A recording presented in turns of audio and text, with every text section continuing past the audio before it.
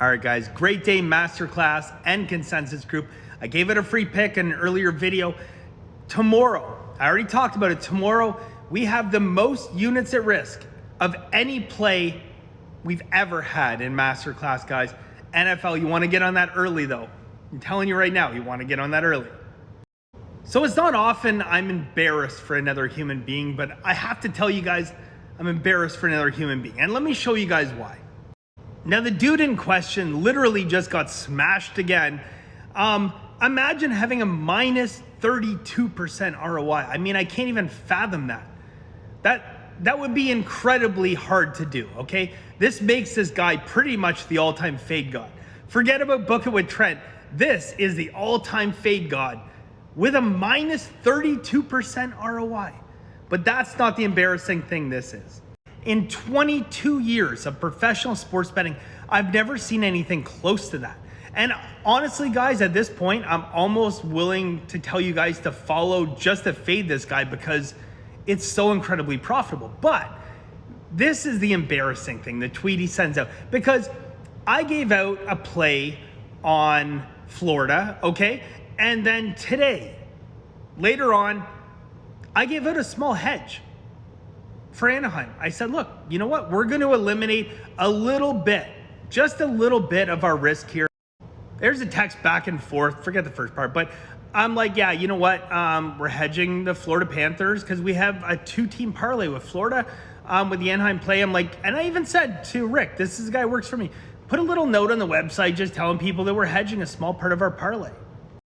Now, Mr. minus 32% ROI didn't understand that, so he tweeted out, it's like, look at Bender, ha ha ha, he took this team and then he bet against them. What is he doing? If you have never hedged some of your risk because a situation changed, you're not a professional sports bettor. And the fact that he doesn't understand that tells you every single thing you need to know about this guy. As if a minus 32% ROI didn't tell you everything you need to know. The fact that he doesn't understand the little intricacies of professional sports betting tells you everything you need to know. Now, it's really easy in sports betting to find the frauds, okay? It's really simple, guys. And I'm gonna give you a good example and a story that goes with it. So imagine for a second, I claim to be a brain surgeon, okay? I hung out with doctors and I claim to be a brain surgeon. As long as I kept my mouth shut, I might be able to shake my head and rub my chin and agree. But the second I started trying to talk intelligently about brain surgery, everyone would look at me and immediately they would know that I was a fraud. Well, the same goes in sports betting. And I mean, one of the easiest tells, which has nothing to do with this, but one of the easiest tells, you get a group of professional sports bettors and you're talking about sports, you're talking about ROI because no professional sports bettor, none, will ever talk about win percentages. It's not something you do in our circle because it doesn't mean anything.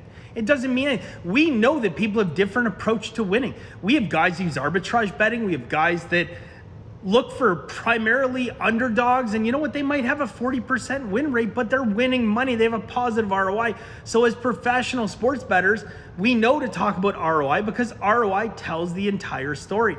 But when a guy like Tim, who has a minus 32% or 34, or whatever it was, percent ROI, which I've never seen, by the way, when he comes out and he starts talking, all the tells are there, okay? All the tells are that this guy is a complete and total fraud because he doesn't understand the simplest concepts, such as hedging risk.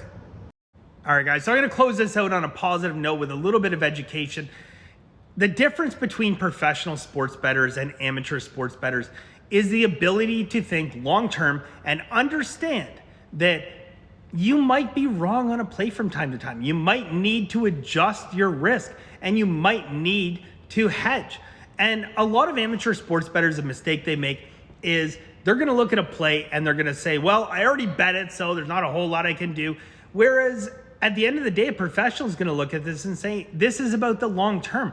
We can give up a little bit of juice by hedging. It's not an ideal situation, but we can admit to ourselves that, yeah, you know what?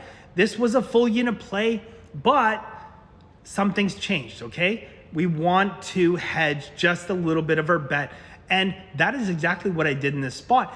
And it's not a common occurrence, but it is something that every single professional does, and certainly every professional understands. So for the people who don't understand that, for the people who hang on to, I was right, I'll never be wrong, guys, you have to be willing as a professional sports bettor to admit that maybe that wasn't the ideal play and we need to hedge a little bit, reduce our risk a little bit. Even if it's just a quarter unit, even if it's just a half unit, reduce that risk, guys. Think long term. Pros get it, amateurs, they don't.